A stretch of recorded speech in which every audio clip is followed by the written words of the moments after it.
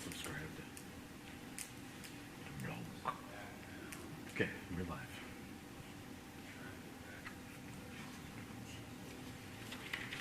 You want me to quit? I can go out. No, you're great. Are you I'm just sure? laughing at you talking to Well, I can quit on that. yourself. I just, Because you are off the screen, too. Right. But just making sure your sound's us. We're not going to echo when we're right. Yes. he's muted, so. Yeah. Okay. I will call the Mount Pleasant Community School District Board meeting to session. Ed, roll call. Sanders, here.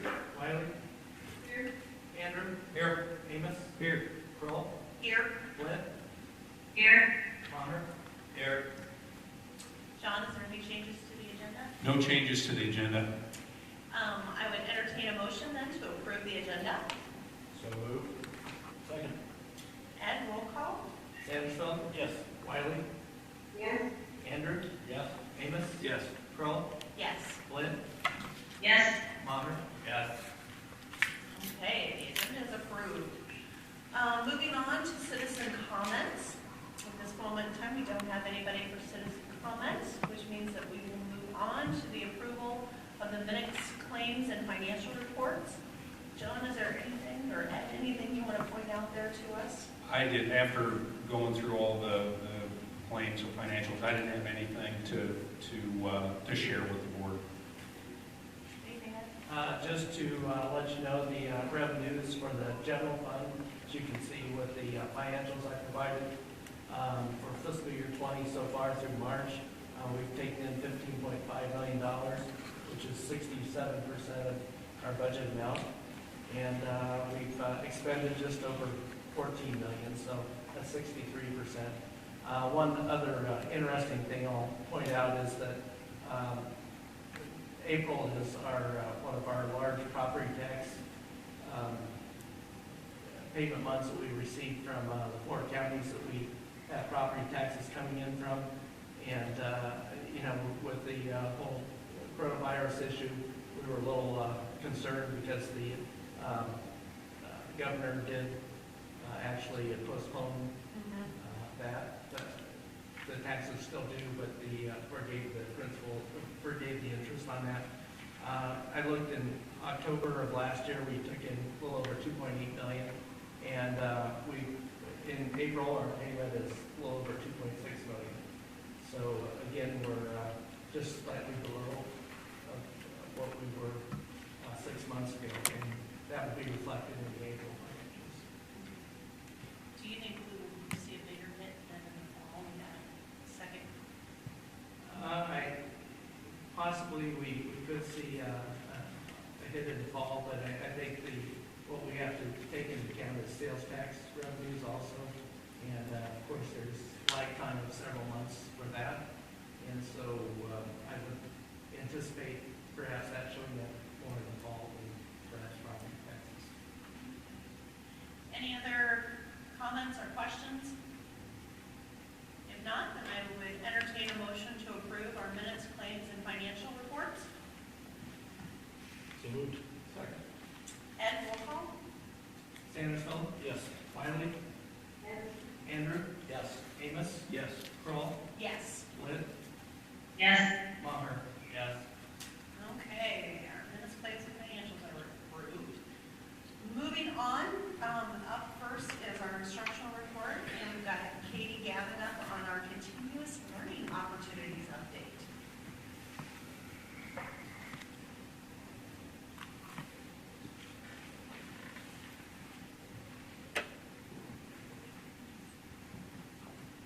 Okay, good evening. So at your tables, you have one piece of paper, but before I get to that data, I wanted to run through some things that we are tracking through our voluntary online instructional journey. Officially, we started it this week, and we do have some preliminary data. We know that teachers tried really hard last week to help us with this, and so I wanted to put this in front of you just so that as we move forward, we have some things to compare it to from week to week. One thing that I appreciate is that Mr. Henrikson's colleagues, I believe Mr. Pedersen, helped us with some data on what are other districts in the state of Iowa doing So we found out that 87.2% of the districts in Iowa, or 285, are doing the voluntary option for education. So that was one piece of data that's helpful, which then led us to how many are doing the required. There's 6 districts in the state of Iowa that are doing required, and now those are public school districts.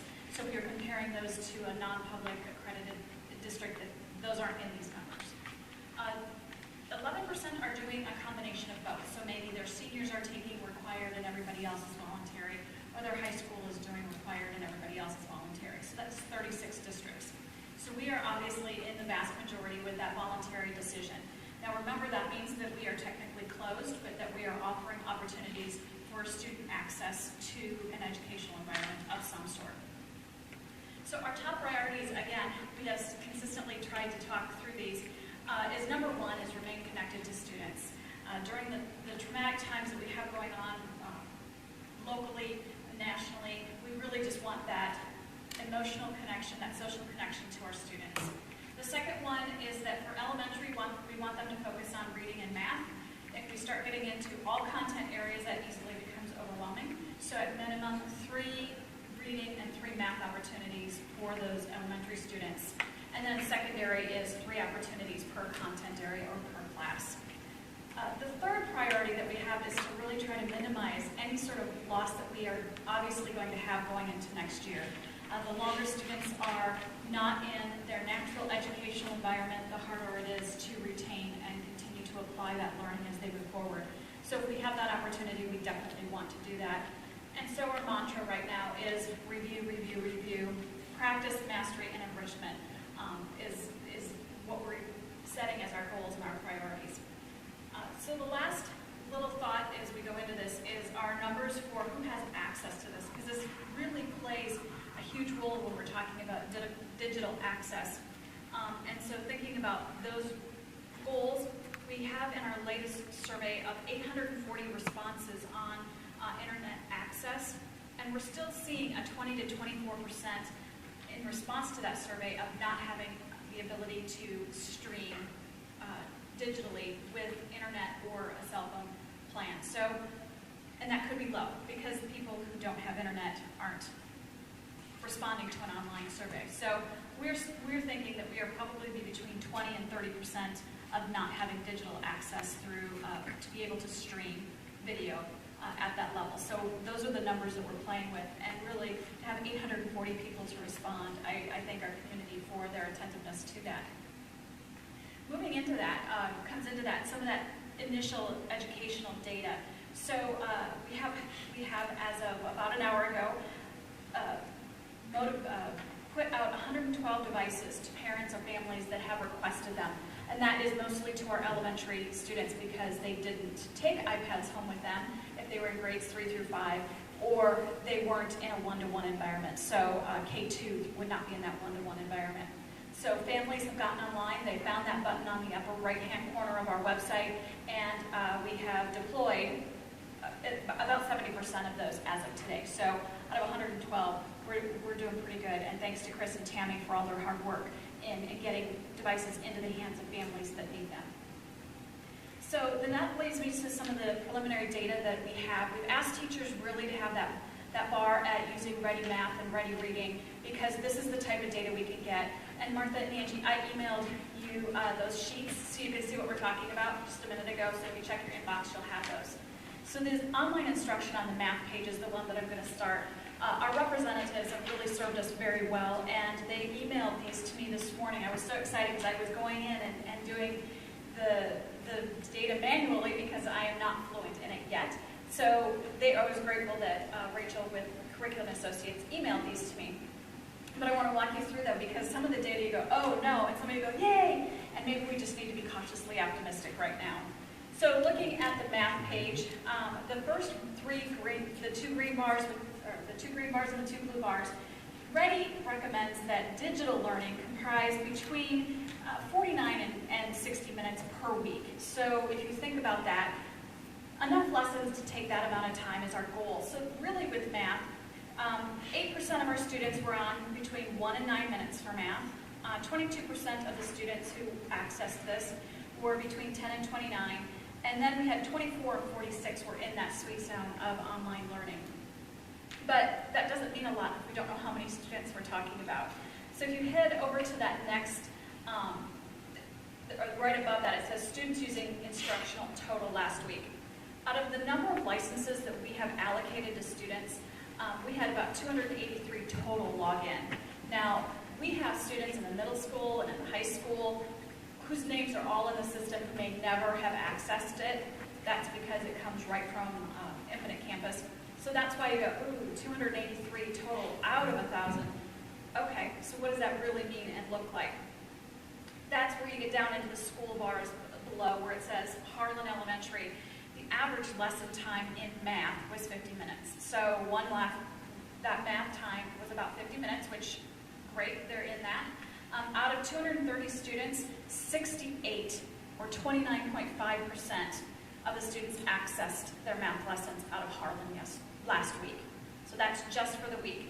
Those first two columns are last week. The next column, where you see 88%, is for the year. So you got to read the fine print on these when you start going through those numbers. So, oh, 88% last week. Yes, we're knocking it out of the park. Yeah, no, that was for the year. And we've been using this program since August. So it should be 88% at that point. And you could go down and you can see that then Lincoln's data in math varies just a little bit.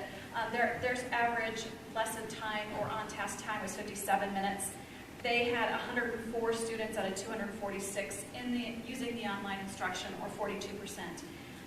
And then you can see the yearly total for that.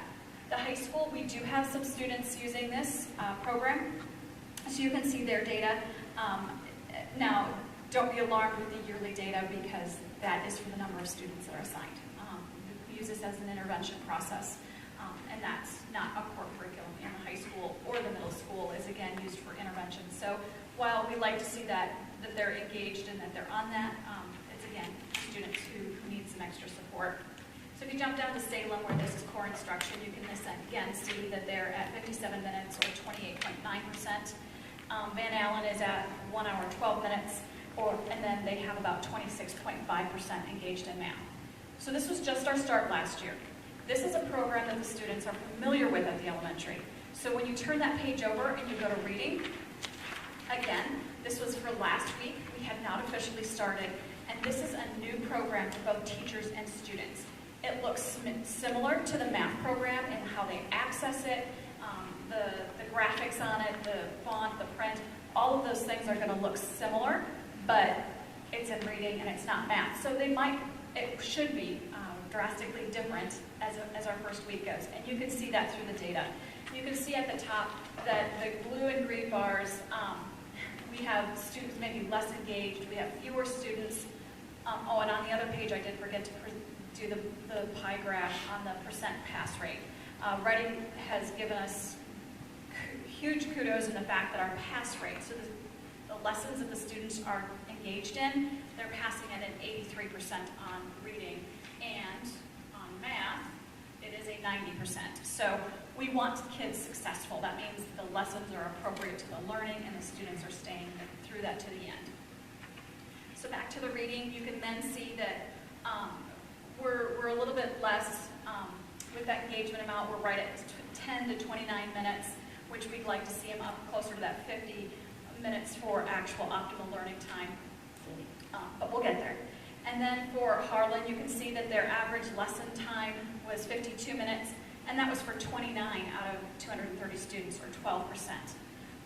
For Lincoln, it was 37 minutes, and that's for 36 out of 246 kids, and that's 14%. Again, preliminary stages and not officially starting. We're excited to see that the kids jumped in last week. Salem was at 24.29%, that's 26 out of 107 students. And then Van Allen was at 40 out of 242 students engaged, and that's 16.5 minutes. So again, the last two columns were the year-to-date. The first two columns are just for this last week. And thankfully, Ready will be sending us reports so that we can continue to monitor this as we go forward. Are there questions on these sheets before I move to the next part of my report?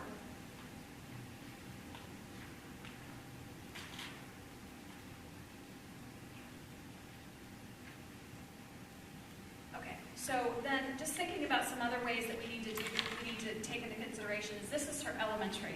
We need to also then use data for the secondary level, and we will be doing that primarily through our Canvas use with students, since they are one-to-one, and the teachers have been coached up, talked to, and have been using Canvas for quite some time, and we can track the data that way. We don't have it yet because this is our first official week, but we will be gathering it. Some other pieces of information that we will be able to use is, for example, the preschool program is using YouTube, and they will be looking at the number of families viewing those YouTube activities.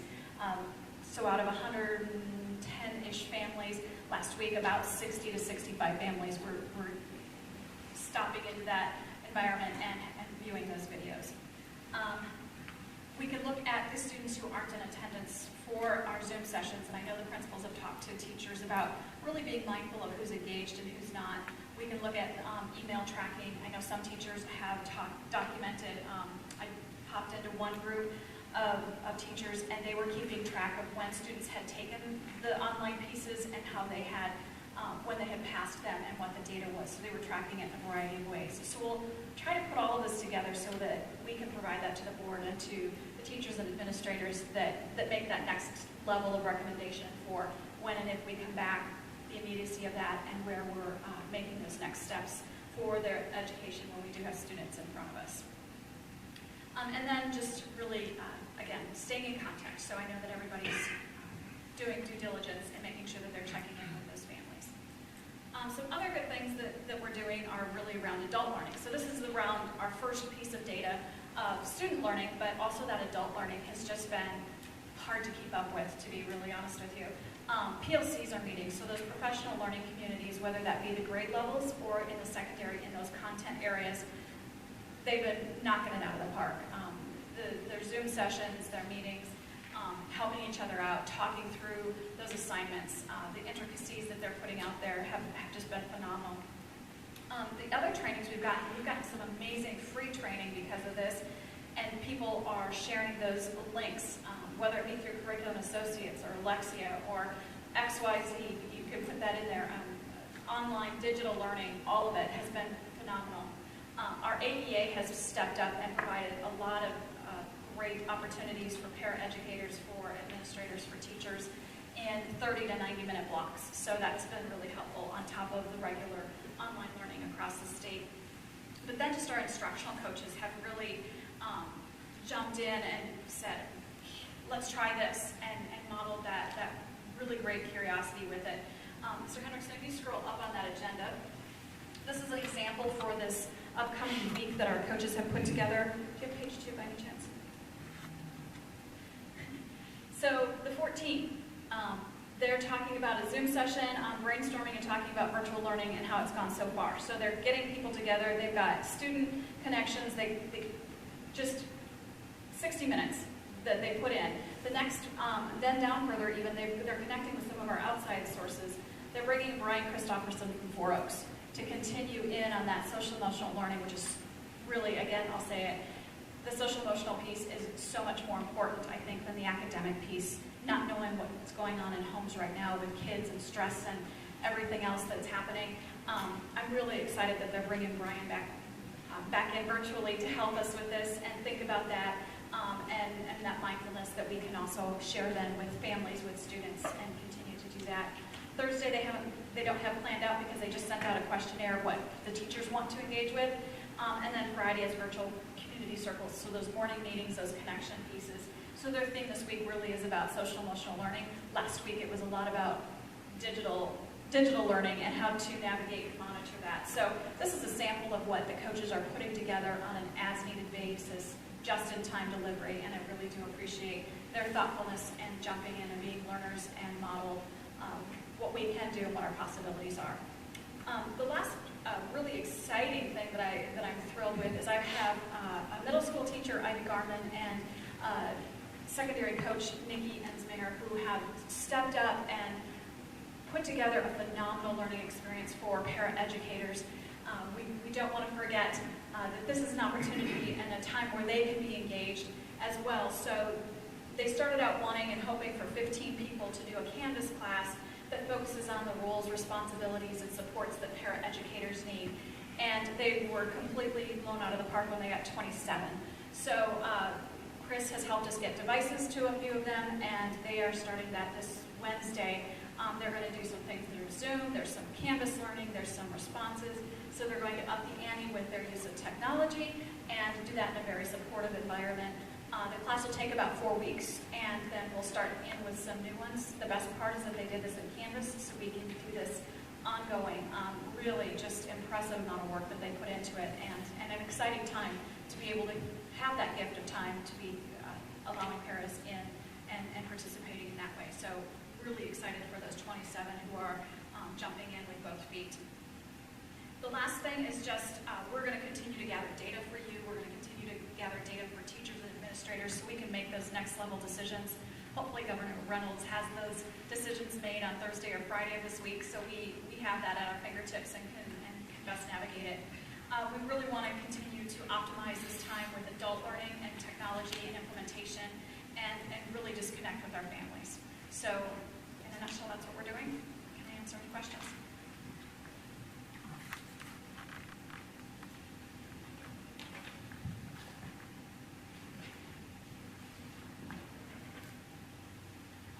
Thank you. Okay. Well, being that it's 6:21, I think we should jump ahead to our public hearing for the fiscal year 21 budget.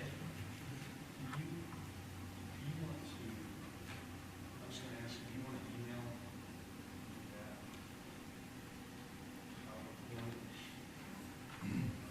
Can you help me get his PowerPoint on for this board?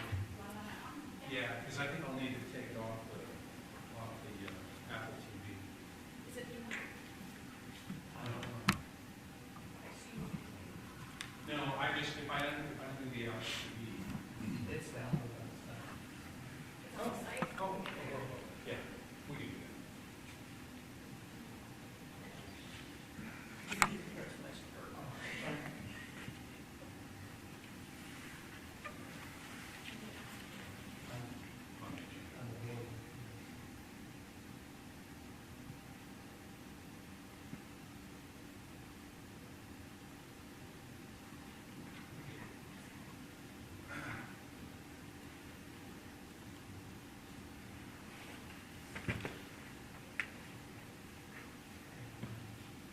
No? All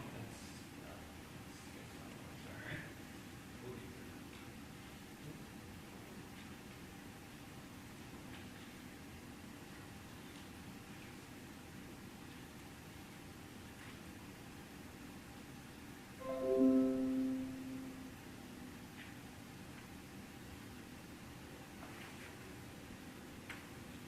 This was probably this year.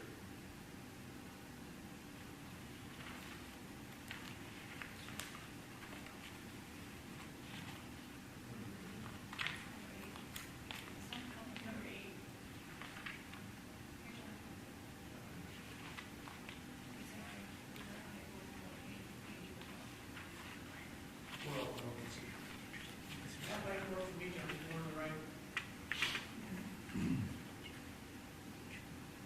Right here.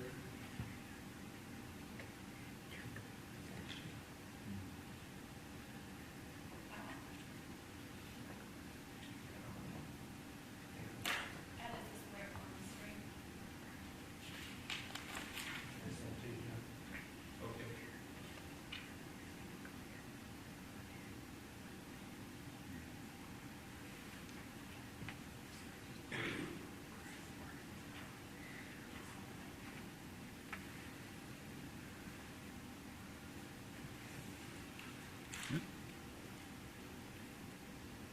Eric. Yeah, go ahead and get started. I think everyone should have a copy of the presentation before them, but what we are doing tonight is certifying the budget. It's an annual process for the school district. We started on this in February, and today is the time that we have to approve it and hold a public hearing for this. So, but it is, as page 2 shows, a document showing the amount of taxes to be levied for each fund or program, and revenues and expenditures that are associated with each of those different funds. Again, it has to be certified by April 15th. So after it's approved tonight, hopefully approved by the board tonight, I will send that to the Department of Management tomorrow, as well as county auditor.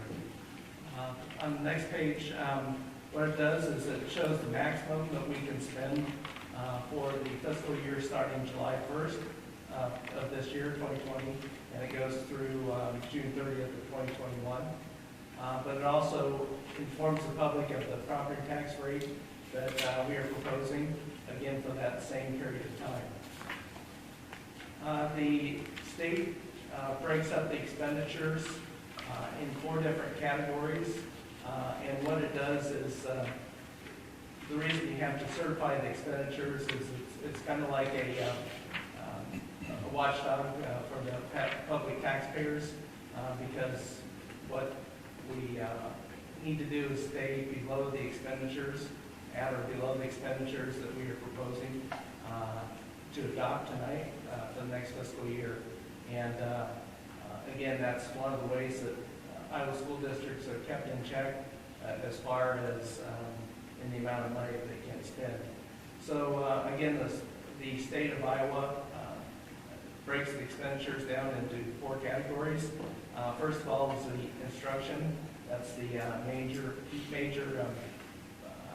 category that we have, because all the teachers, paraeducator salaries are in there, as well as benefits and instructional supplies for all those workers. The next one is total support services. It again is a large category because it takes into account like the building administrators, central office administration, counselors, social workers, transportation, building grounds, utilities, technology. A lot of different categories fall under support services. Basically, it's to support the instructional needs of the district.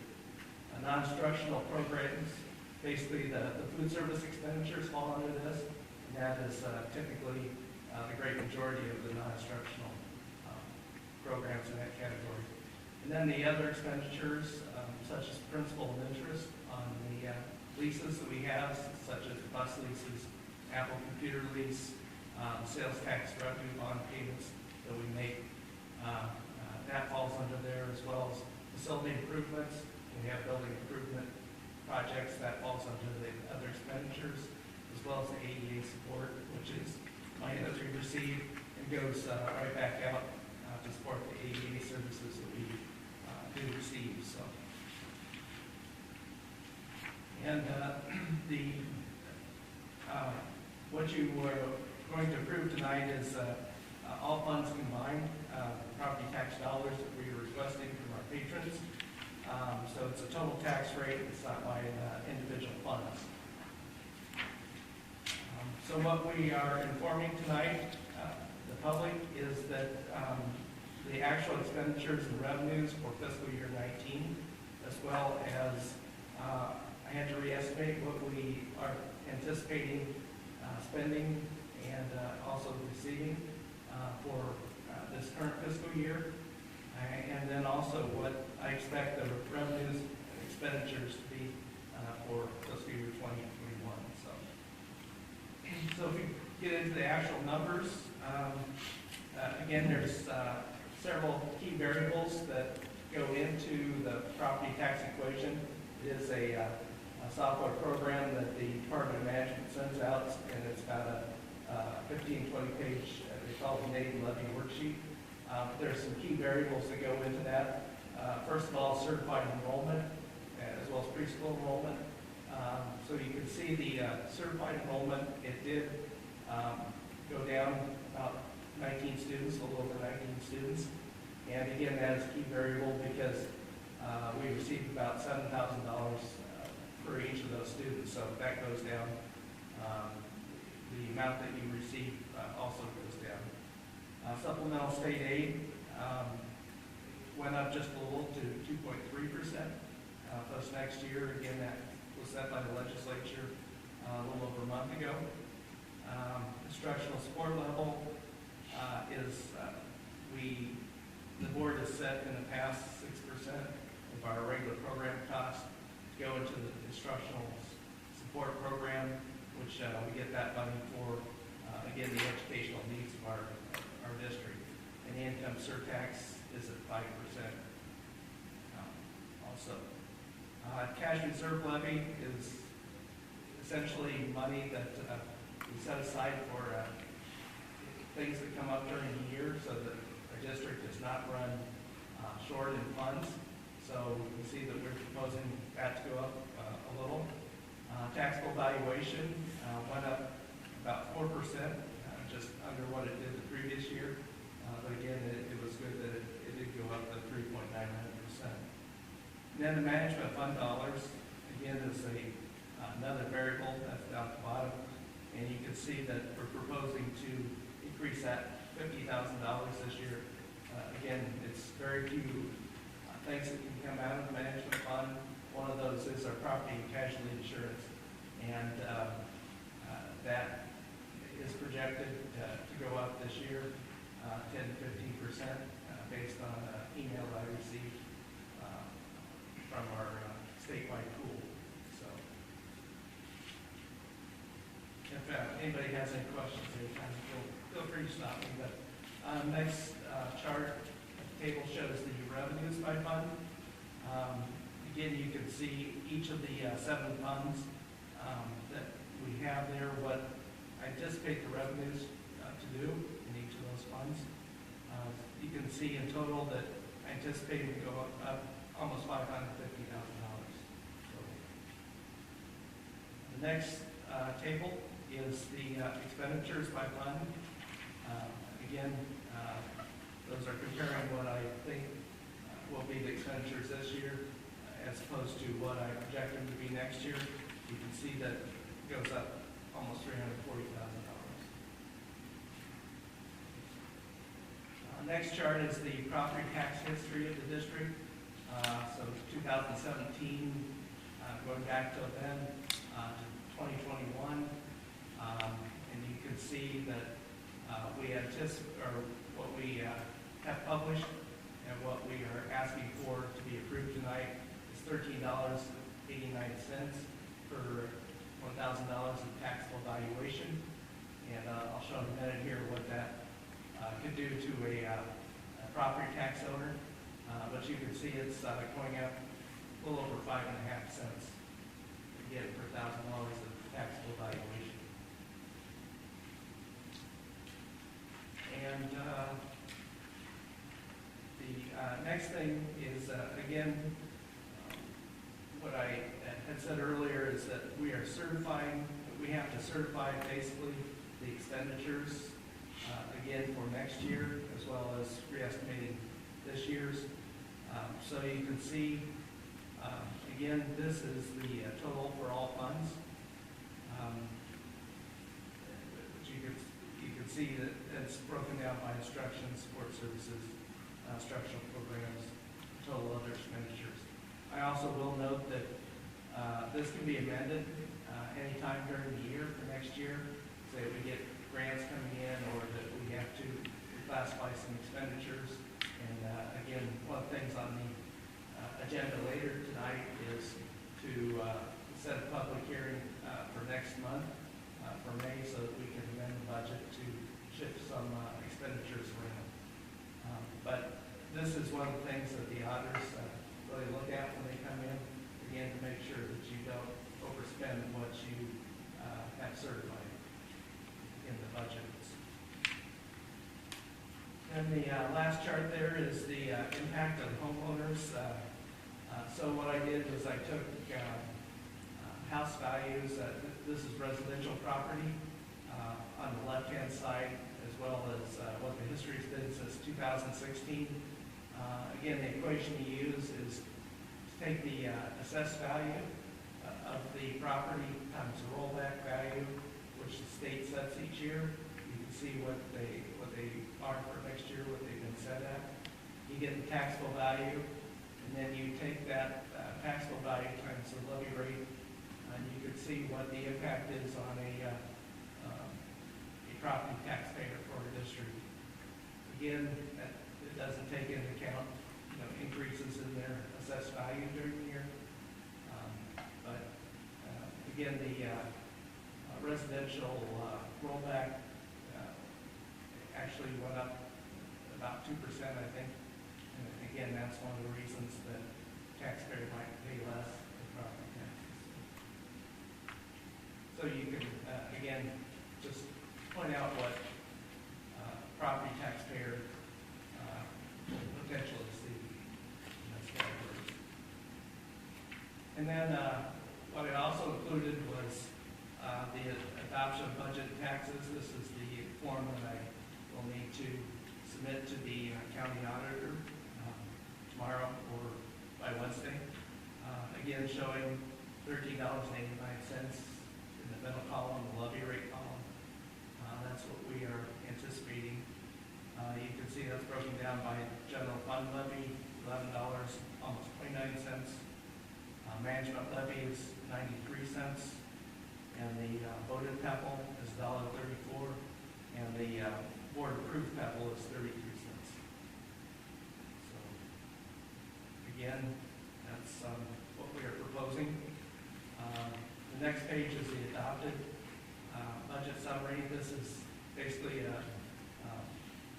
it's identical to what was published in the paper. It was just printed a little better, so I included this in it.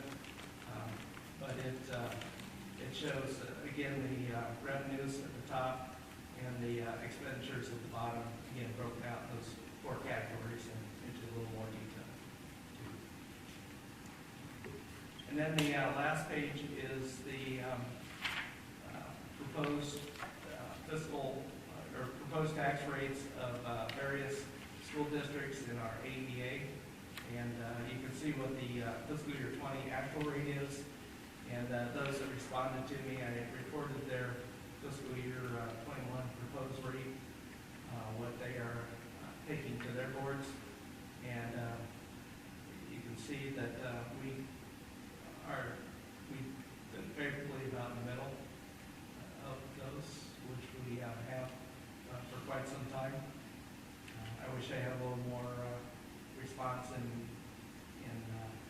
this, but I'm sure that people have other things on their mind and don't need to respond to surveys.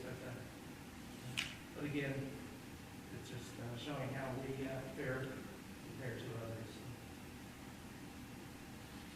So again, what we'll be asking for is to certify that tax asking $13.89, as well as those expenditure maximums, again, which help to protect the taxpayers. Any questions?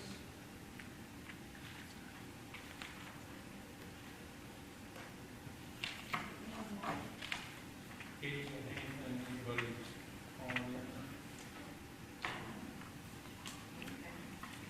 Well, thank you. That report had. Thanks.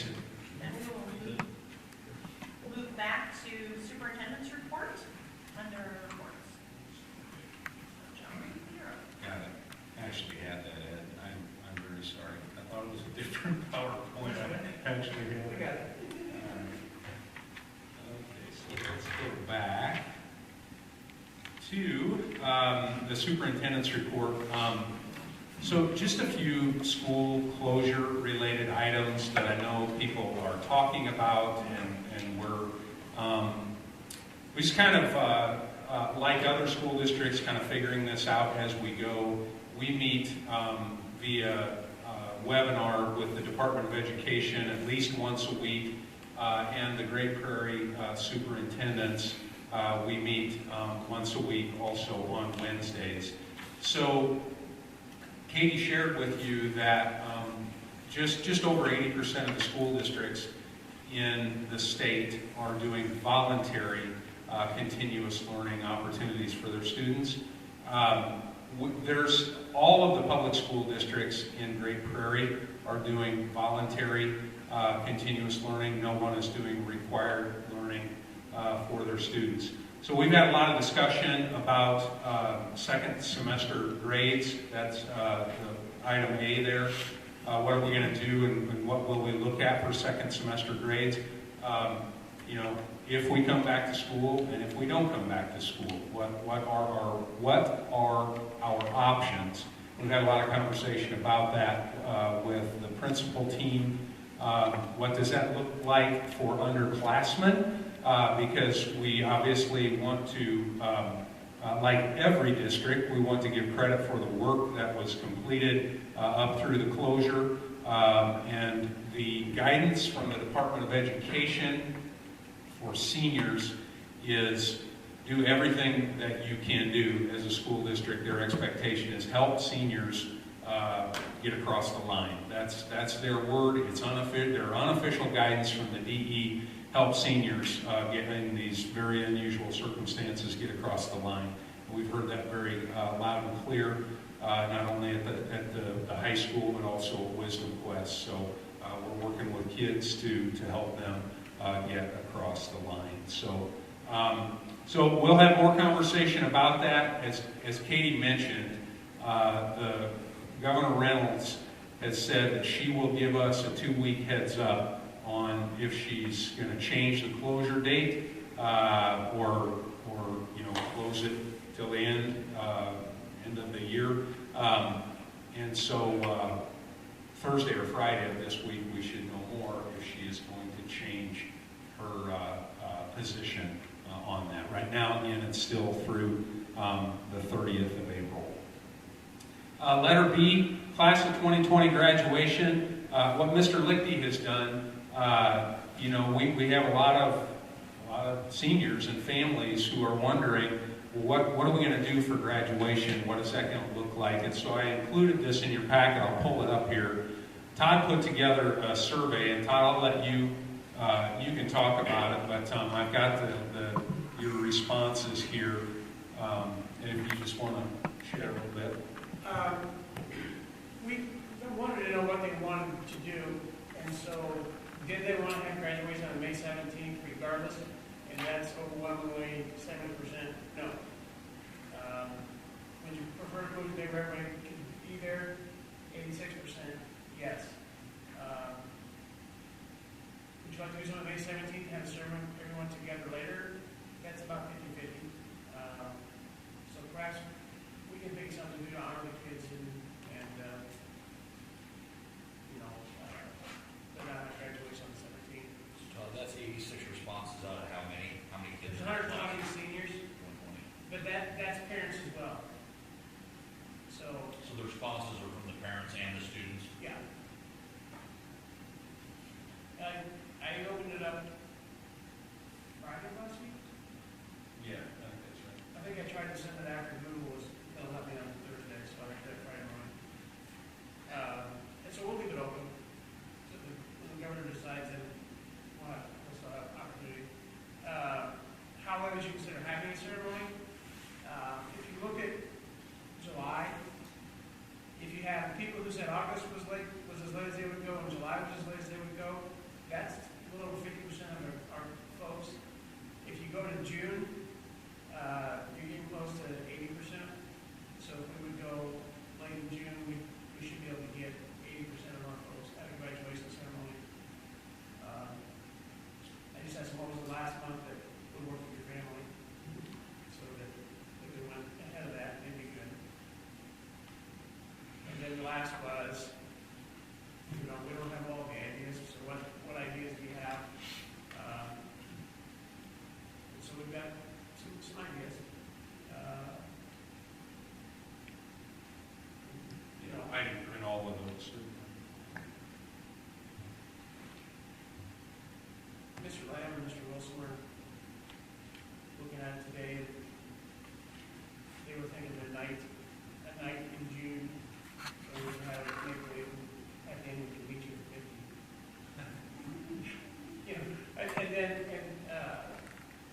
then the question is, depending on the situation, how many folks do you invite, who do you invite? There was also a thought about having it at Miller Park.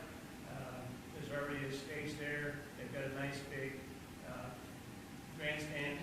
The track provides folks opportunity to sit in the cars and watch, or so that, you know, we have options, and we'll keep keep taking responses, and then we'll try to narrow it down with you and say, okay, here are your choices.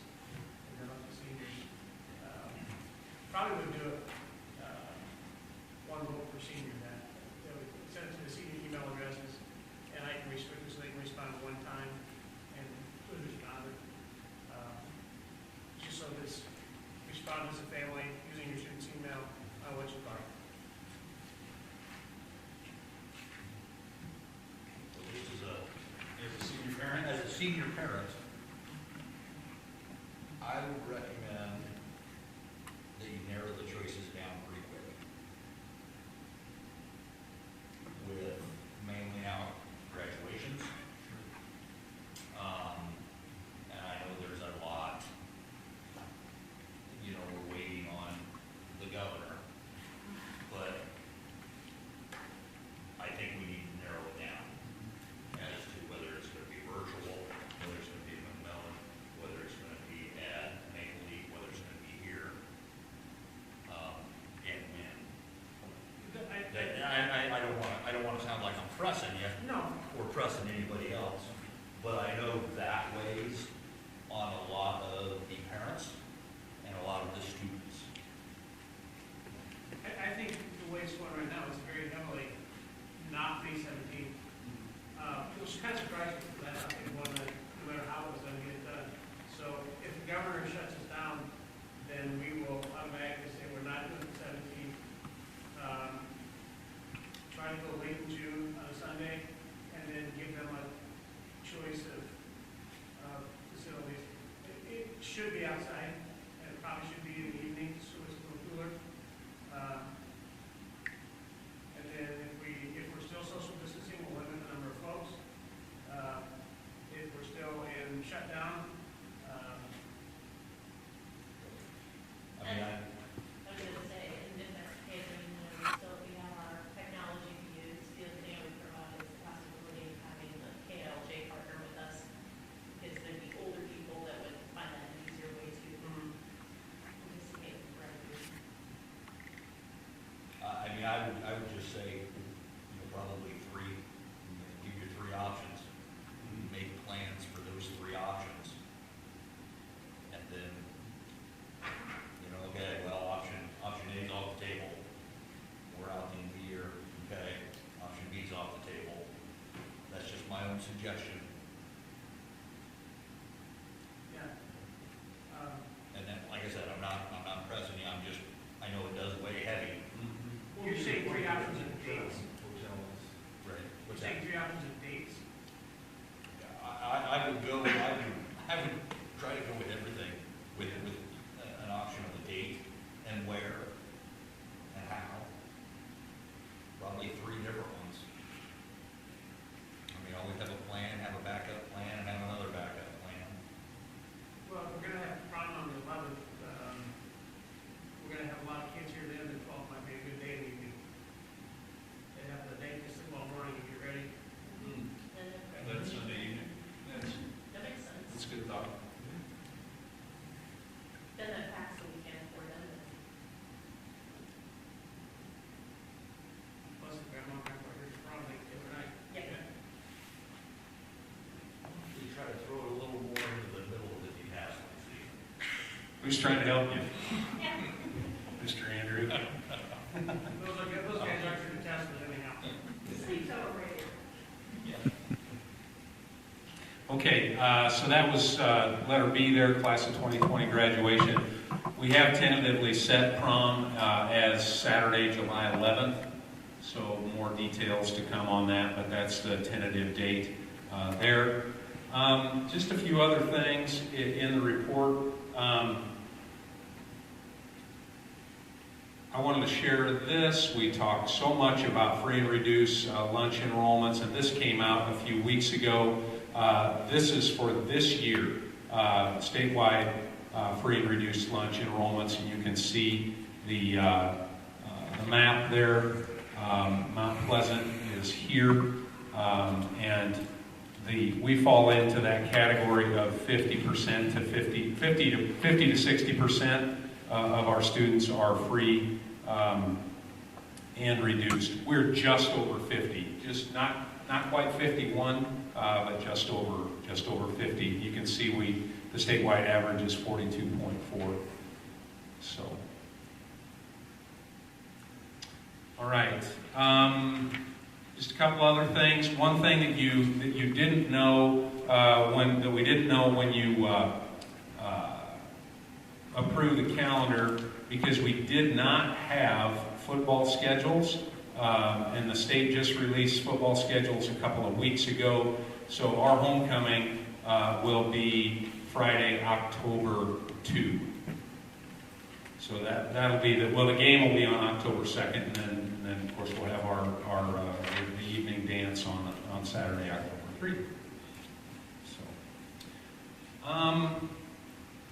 So April 27th, letter 4 there, April 27th, that was our regularly scheduled work session date. That's when the principals were going to present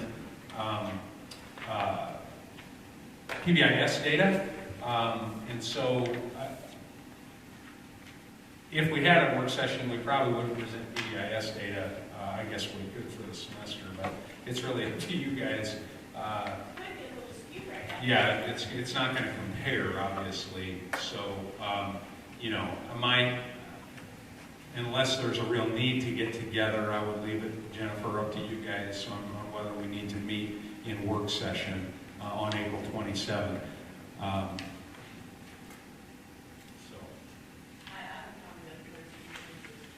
We'll still be, technically we'll be under closure during that time.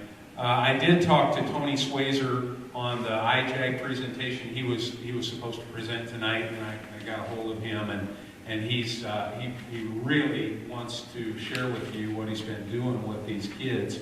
He said, I think everybody, I just want to get back to school. So if our social distancing guidelines have changed a little bit, I told him he could have the slot on May 11th when we have our regular meeting a month from now. So finally, in the superintendent's report, I hope you took a look at what I had as a legislative update. Now, the legislature obviously is not meeting because of the pandemic. So there's been a lot of talk about, okay, the closure was until April 10th. Okay, now we're on the 13th. Our pandemic pay resolution to continue to pay employees ran through April 10th. And so now the closure goes through April 30th. And this is from Roar Horn, from the school administrators of Iowa. And it's pretty compelling. I thought it was pretty compelling information regarding do you furlough hourly non-certified employees, or do you continue to operate as we have been and paying our employees during the pandemic? So just a few of the bullet points here that I thought help make the argument to continue. Before adjourning the shutdown, our understanding is that the legislature voted to continue to pay their hourly employees through the shutdown. They almost certainly are modeling what they expect schools to do. Lawmakers that we talked to said erring on the side of paying hourly employees is the way to go. Furloughing employees may have a negative impact on public perception of schools in these moments, a time when many of our communities are looking to schools for leadership. If schools choose to furlough hourly employees, that will further stress an unemployment system that is already extremely stressed and could cause blowback on schools. I will tell you also that what we learned last week is that once the unemployment, I'm not sure how to describe this, Ed, but once the unemployment fund at the state, which is like 1.2 billion, is exhausted, then they're not going to, the forgiveness to employers is not going to be there anymore. That will come back to employers, the cost of unemployment. And they're getting very close to exhausting exhausting those funds. So I have this on the agenda, our pandemic pay resolution, to consider continuing to operate as we have operated through April 30th. So we can discuss that a little now or discuss it then. But again, this was from SAI, and I thought they made a good argument on why school districts should continue to operate as most have chosen to do, and to pay non-certified personnel through this time.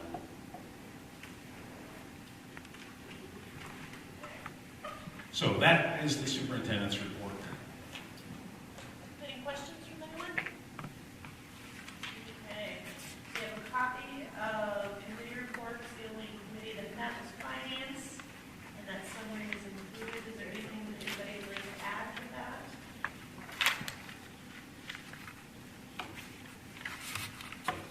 Okay. Any other board communications? The board did send out an email to all employees last week, just thanking them for what they've done and letting them know that we are thinking of them. So that would be, I know, one communication that did go out. Right.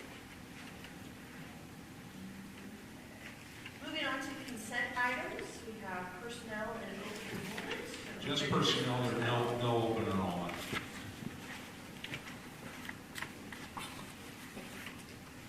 I would mention, as you are doing personnel, just a couple of folks on the resignations. Of course, Sandy Brazil is retiring. She's a longtime teacher in the district. And I also wanted to mention Herb Quayle. He is retiring as school bus driver. Herb, this year, Herb finished 51 years of service to the school district as a driver. So with much appreciation to Herb and his family for 51 years of service to the district.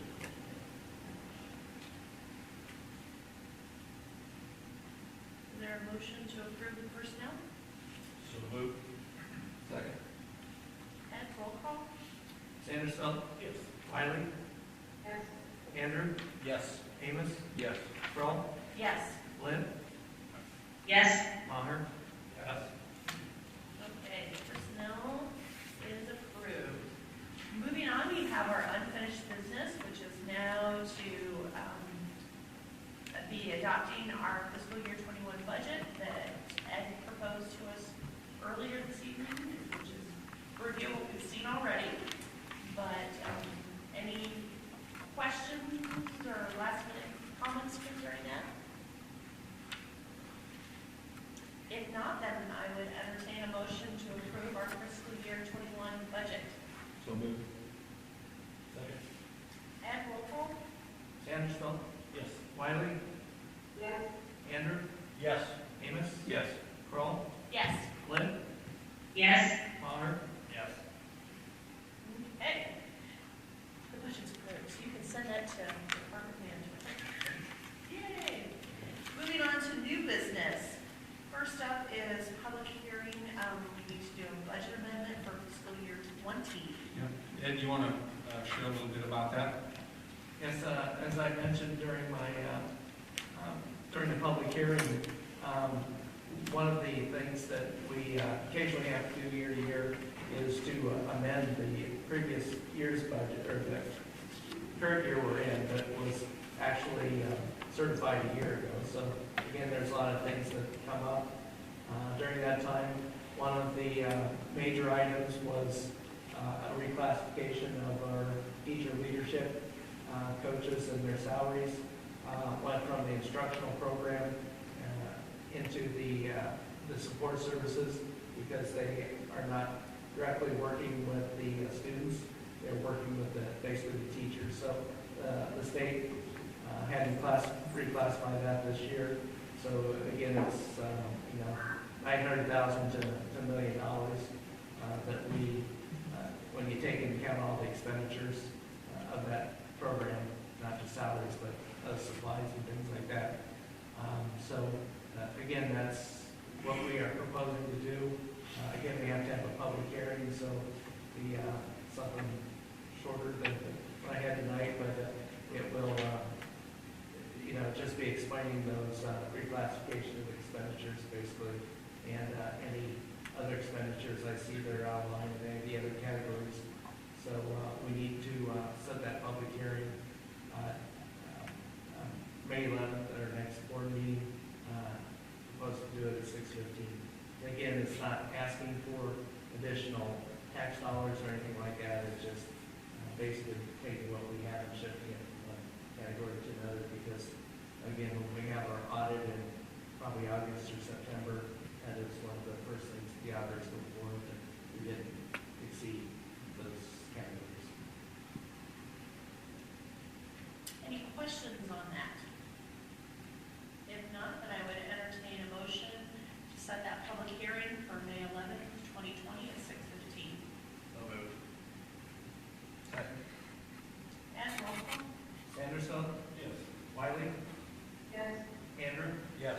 Amos? Yes. Kroll? Yes. Flynn? Yes. Maher? Yes. Okay, so that passes, so the public hearing is set for May 11th at 6:15. Moving on is our consideration of our COVID-19 pandemic aid resolution, which everyone has a copy of. Okay, so what we did with this is, again, the closure goes through April 30th, and so we have extended the dates on the resolution to April 30th. Beyond that, I think we should wait to see what the governor is going to do. But this is the very wording from the resolution that you passed on March 23rd, that the superintendent is hereby authorized to place employees who work on a contracted or salary basis and employees who work on an hourly and or non-exempt basis on an approved leave for their contract or assigned days or hours during the initial period of the temporary closure, and that said employees shall receive their customary and regular pay they would have been entitled to absent the closure. So my recommendation would be to approve the resolution. Any questions? Then I would entertain a motion to approve our resolution for our COVID-19 pandemic pay. So moved. Second. Add roll call? Sanderson? Yes. Wiley? Yes. Andrew? Yes. Amos? Yes. Kroll? Yes. Flynn? Yes. Maher? Yes. Okay, so the pay resolution has passed. So that will take us through April 30th, and depending on what the governor tells us next week, this week, we'll readjust accordingly. Okay, next up is the approval of fiscal year 21 non-certified personnel compensation packages. So you have that in your packet also, and you can see the group, or the employee groups in the non-certified are the secretary group, transportation, our managers, the administrators in central office. All the way to the right there, you can see the total package increase for each group, and then what the total is for the entire group at 2.52% for total package. This is right in line, not only with what we've been doing, but the information that we received from IASB on what settlements are. I would say also, I was going to mention this during when I was going through SAI's, what they put out last week, and Ed was on a webinar also with the Association of School Business Officials. The information, or what we're receiving from the legislators is that the legislature is committed to the 2.3% state supplemental aid. That's what they committed to, and that's what they're going to stick with. and they're also committed to honoring those dollars next year and not do an across-the-board cut. That's what we're hearing from our legislators. Now, the next year, and what revenues look like, for the following fiscal year, that may impact that, but they are committed to what they have promised is what we are hearing. So I wanted to share that a little earlier, but it just came to mind. So we recommend that you approve the non-certified packages. Any questions about those compensation packages for our non-certified personnel?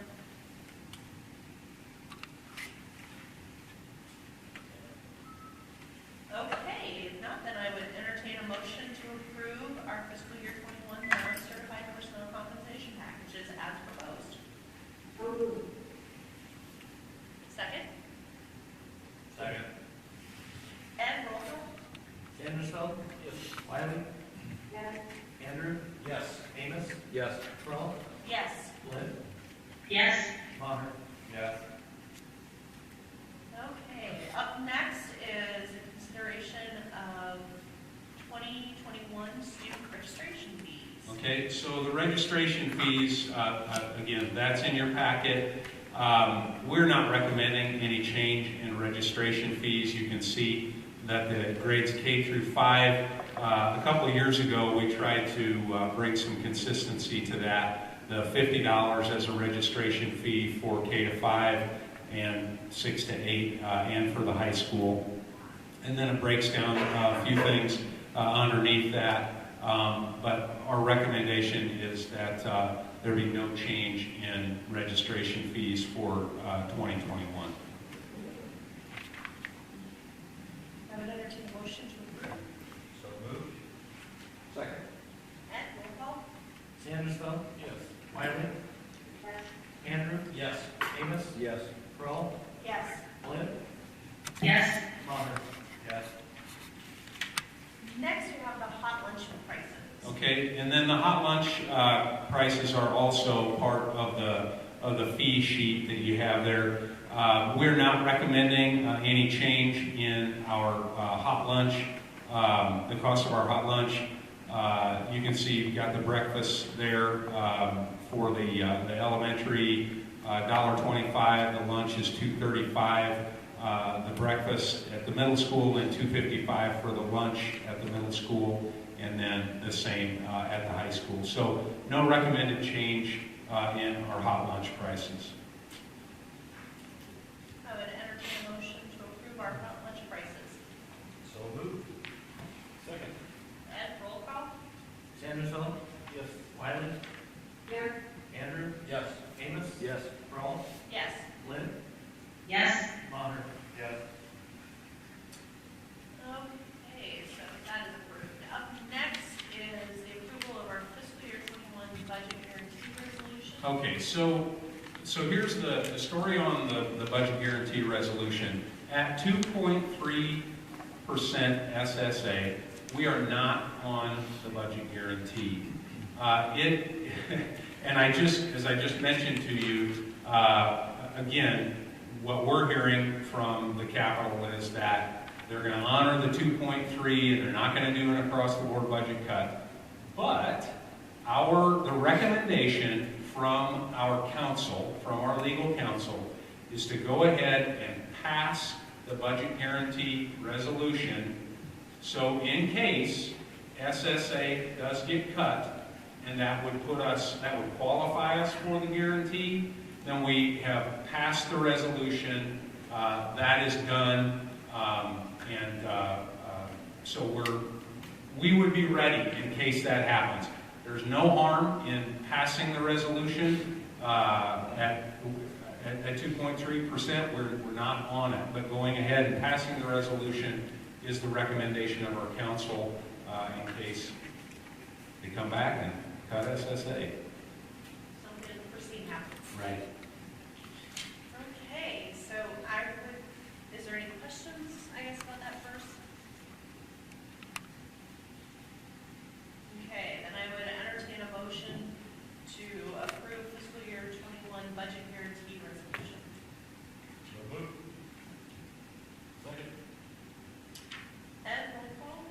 Mansfield. Yes.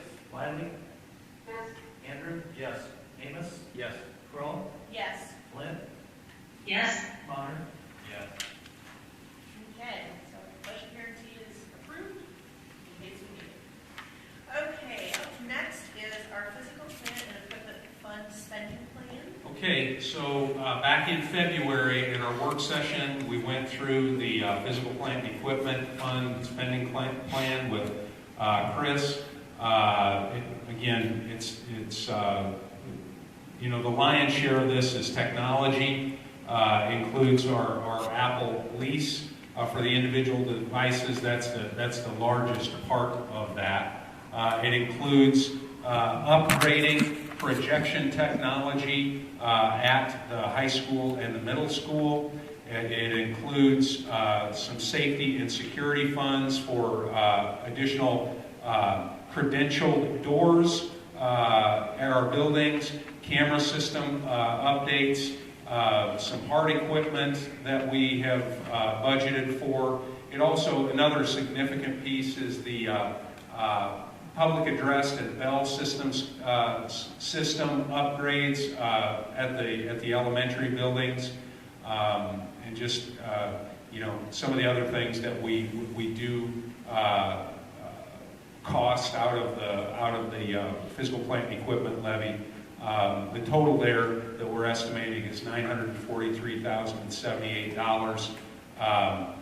We, you know, if everything stays steady, we'll end the year with a balance of just over 1.5 million. And again, this revenue is not subject to, it's not as subject to the economy, because this is a property tax that was approved by the voters and the board. Our fiscal year 21 revenue is estimated to be just over $1 million. So, and that's, you know, that's about what we're budgeting for. Is at 943.78 and a revenue of $1,050,000. So, would recommend that you, if you have questions, we'd be glad to answer. Would recommend that you approve it. John, this is the one we kind of did cautiously too, right? Because we were concerned, or is that the next one? That's the next. Yep. Yep. This is where you would have discussion regarding more robust online instruction. That's where this would kind of go. Just so that if it comes out next fall, schools still are not coming back, we kind of have something going. Right.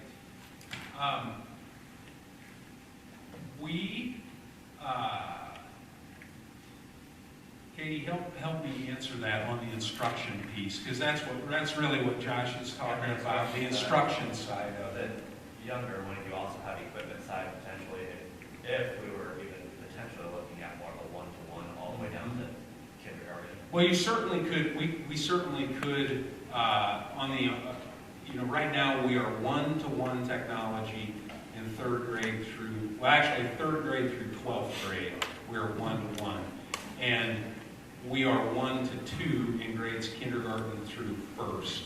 So you could certainly, we could certainly increase the number of devices available, iPads available, using these dollars for sure. And they would be there, Josh. The dollars would. And I guess it would only be the iPad and MacBook Pro or whatever we do, but then also that hotspot availability. If we were to Right. get to that route of providing that hotspot availability to students, I guess would that fall into this category?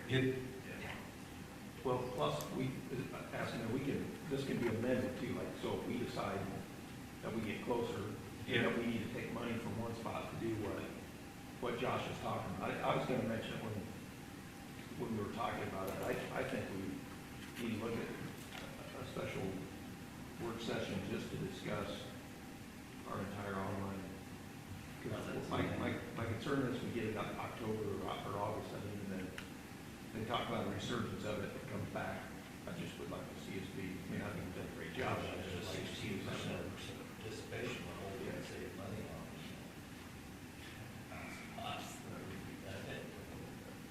Well, agree, that's human 100%. resources to support that, because the more technology you add in, the more support, human support you would need. So that would be a consideration moving forward is.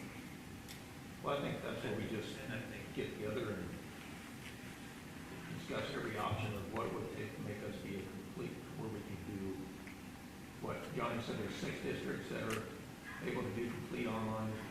There were, I think were there 6 districts that were K-12 online? I think that was, Was that one of the, I thought it was 6. I know it's right, there could be 3. So, But I think your question, Josh, was that we need to put money in there. We can later, we can pull something from one spot, because I think it's definitely something. I just wanted to bring it up to see. yeah. Yeah. And this is just just a spending plan. We don't certify this, Willie. We don't certify this with the state. It's our local dollars that we're budgeting for and planning for. So yeah, I think that makes a lot of sense. Spending some time as a board and really talking about how we want to go forward with an online program. We have a second wave in August or October. Yeah. I would want to be more proactive in doing it in the next couple of months. That way in the fall, if something were to come up, we're not in this boat that we're in currently, but rather we kind of foreseen that we have something, hopefully a little more robust in place to put those students and teachers on that. I think we'll equipment is one thing. I mean, we'll need Ed's expertise on, because when you're talking about instruction, if we're talking about instruction, actual instruction, then we'll have to be mindful of what PEPL can be expended for, because it is physical plant, equipment, technology, leases, but for actual instruction, those are general fund costs. For example, we pay for that licensing for Canvas through this, because we don't have enough licenses to be a K-12 using that learning management system. Yeah, what the state says, what the code says, is it can't be an educational software, but Canvas, I'm not sure, I don't understand. It's a management software, not So it probably could be. because I know we don't have enough for every student and every teacher to be using Canvas right now would be one consideration. Plus our internal capacity to support that through professional development, and Chris, Tammy, and Greg managing that number of devices would probably be another part of the conversation.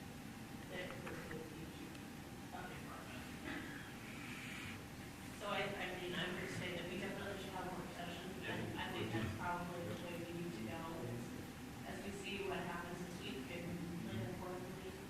And I would say from my end, that I have a lot of questions for faculty before we even move forward I would with agree. this, that I would want feedback from that before we can start to have this discussion.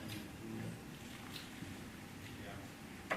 The tough thing, it still comes back to, we can put a plan together for all the who, why, what, where, all of that, but we can't tackle the access part for everybody. So I think that's what Katie's probably more for, than anything, is that would be. But we could get everything else at least, in place. And Yeah. but I agree, Jen. I think it'd be interesting to ask. I've asked a few teachers on what their thoughts are on complete virtual. And there are challenges there that I did not think about on certain things.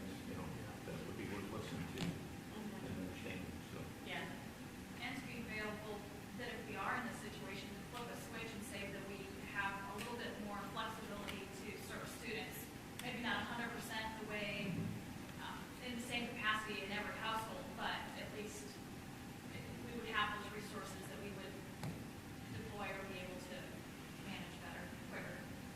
I do think it's worth noting, because I know there's people that are watching too, that because the public perception is to a certain extent that we weren't ready for this as a district. Well, there's only 3 to 6 districts that could even come close to facilitate. I don't think the state of Iowa in general was ready for this. I mean, I think we reacted very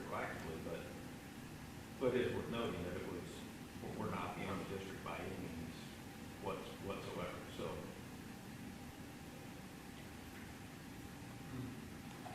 Yeah, it makes me think about, because what we're asking people to do is to take what you're asking to be ready for, what we'll be asking to be ready for is to take what we do inside the regular classroom and go online with it, like Wesleyan is doing, which is even a little bit different, Willie, than having an online program that people could access if they wanted to, because that curriculum, a curriculum like that would almost certainly look different than trying to do what we do in our classrooms and put it online. So It's like the difference between our classrooms compared to Khan Academy. right. It's that different. Yeah. Other comments? Okay, then I guess I would entertain a motion to approve our fiscal year 21 physical plant and equipment fund spending plan. So moved. Ed, roll call? Sandersville? Yes. Wiley? Yes. Andrew? Yes. Amos? Yes. Kroll? Yes. Split? Yes. Maher? Yes. Okay, up next is our, the penny sales and service tax fund plan. Okay. This is their conservative plan. Right, and Willie, this is the one where we went more conservatively because the penny sales and service tax is based on spending across the state, and our concern would be that consumers will change their spending habits as compared to previous years. If you go all the way down to the bottom here, this year we estimated revenue of 1.8. Excuse me. That's what I put in for revenue, potential revenue for fiscal year 21. We're estimating that we would have a balance at the end of June, on June 30th, of just short of $700,000, and then revenue of 1.8 million. Well, this is the concern: is that, is it going to be 1.8? Is it going to be 1 million? So what we did was we know we have encumbered. Now this would include a payment of the middle school bonds, upping a new bus lease, central office, the space to the west of where we currently are, the offices, and then other that we just budget for things that come up. So that's 1.262 million. What I have here highlighted are projects that we would consider taking on this summer and during the year. Would include, we went ahead with outfitting the hand dryers at the high school, the restroom remodel at the middle school. We're going to try and pea gravel all of our playgrounds at each of our elementary buildings. We have $15,000 in there for our Van Allen exterior, that project, and the work with Shive Hattery, fountain in the Van Allen gym, pea gravel on the playgrounds there, and fencing around the new parking lot. And you can see Salem, the lion's share is fixing the front drive at Salem, getting that playground. This would include the $15,000 for the additional $15,000 for the pickleball courts, and then floor scrubbers at all of the elementary buildings for a total of $204,000 for our projects. So, yeah, normally we'd spend twice that plus. But I just think we need to be real conservative on those dollars and make sure we can meet all of our needs. Okay, John, there's one thing I'm not seeing on the list in the current report, but the preschool front doors, there have been attached with strip of metal and some hinges. We talked about last year in replacement of something that looks better than that, those attached. Okay. I don't see a number or getting that with them. I'm just very curious to see what the estimate is. I can get a number, Martha. I can get a number. Okay.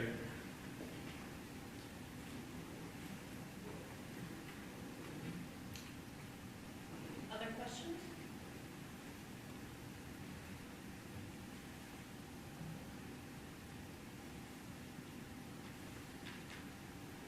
Okay. If there's no other questions, then I would entertain the approval of our money sales and service tax fund spending plan. Just, could I mention one thing, Jennifer? If we can always revisit this, again, you know, it's like the PEPL. This is just an internal budget. We're not certifying this with anyone. It's just for our conversation and for how we see best to use those funds. If we find that when the Department of Revenue gives us the estimates, and we find that, hey, it's, you know, if it's going to be close to that 1.8 million, we can certainly revisit this list and say, you know, let's try and knock these things out additionally. So moved. Second. Ed, roll call? Sandersville? Yes. Wiley? Here, Andrew? Yes. Amos? Yes. Kroll? Yes. Flint? Yes. Maher? Yes. And that'll be a good discussion for the subcommittee. Okay, the next up is the consideration to award the pickleball court construction contracts, which we have in our packet. We have 3 bids, correct, John? Right. The bid tabulation was actually, and the bids were actually due, the quotes were actually due on March 3rd. And then, of course, you know, we've had this conversation. The committee had to go back and do a little bit more on the fundraising side of things. But the recommendation would be to approve the bid for Myers Construction for the base bid of $188,300, and the alternate number 2, which is black vinyl fencing around the courts, for $2,125. Any questions? If not, then I would entertain a motion to approve the contract to Myers Construction. So moved. Second. Ed, roll call? Sandersville? Yes. Wiley? yes, Andrew? Yes. Amos? Yes. Kroll? Yes. Flint? Yes. Maher? Yes. Well, that would be exciting to see that one get done. Yeah. Yep, that would be wonderful. That will change the looks of things in the middle school, though. Up next is our consideration to approve driver's education services, and we have Okay. Yep, you got that contract. We have been working with R Driving School for probably the last 3 years. They've done a really nice job for us. The recommendation would be a 3-year contract. We had gone a single year, and I would recommend, you know, after working with them for a number of years, I would recommend a 3-year contract. The cost for the 2021 school year is $335. The current year that we're in is $330, so it's a $5 increase, and they agree not to raise the rate more than $5 per year. So I would recommend that you approve. any questions? questions?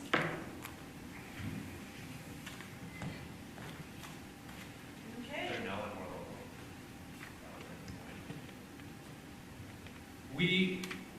We have had bids locally, and we have entertained bids locally, and we've used local services also. I didn't have any other